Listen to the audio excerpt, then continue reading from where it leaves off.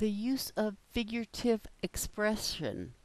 The Psalms are filled with figurative expressions, and as such, it is important to keep certain principles of interpretation in mind.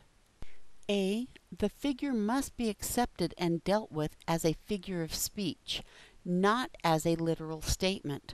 For example, in Psalms 18:31, the Lord is called a rock. He is like a rock, but not one literally.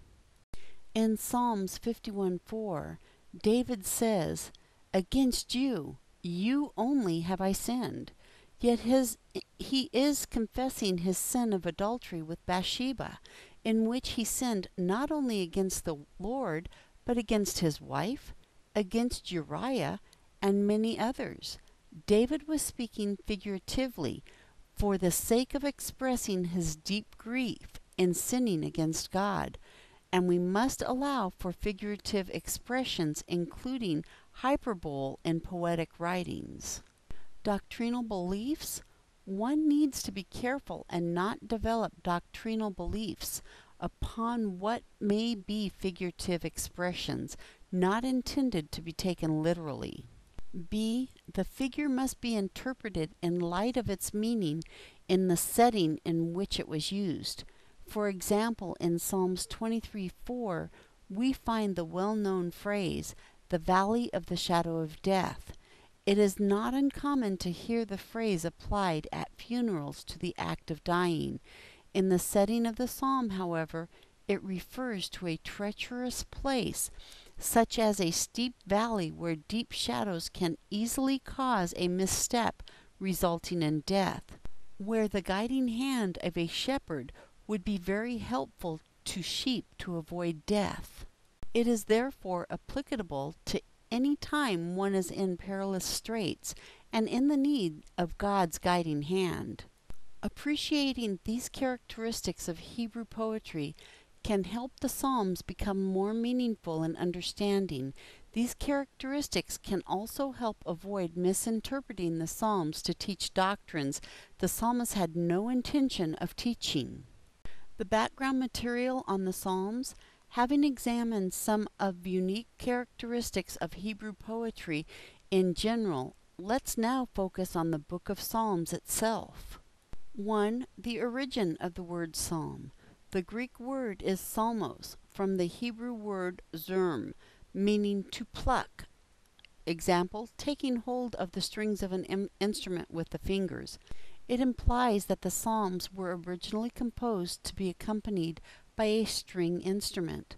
Psalms are songs for the lyre, and therefore lyric poems in the strictest sense.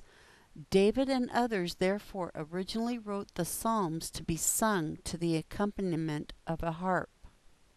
In New Testament worship, we are told to sing the Psalms to the accompaniment of the heart. In psalms, hymns, and spiritual songs, singing and making melody in your heart to the Lord. Ephesians 5:19. The phrase making melody comes from the Greek word salontis, literally plucking the strings of. Therefore, we are to pluck the strings of our heart as we sing the psalms. Sing with emotion. 2. The history of the Psalms. The oldest of the Psalms originated from the time of Moses, 1400 BC.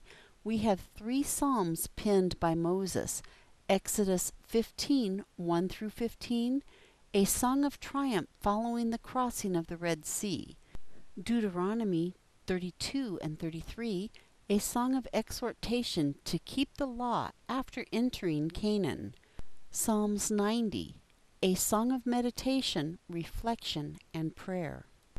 In David, 1000 BC, the sacred lyric attained to its full maturity. With Solomon, the creation of psalms began to decline. This was the age of the proverb. Only twice after this did the creation of psalms rise to any height, and then only for a short period, under Jehoshaphat in 875 BC, and again under Hezekiah 725 BC.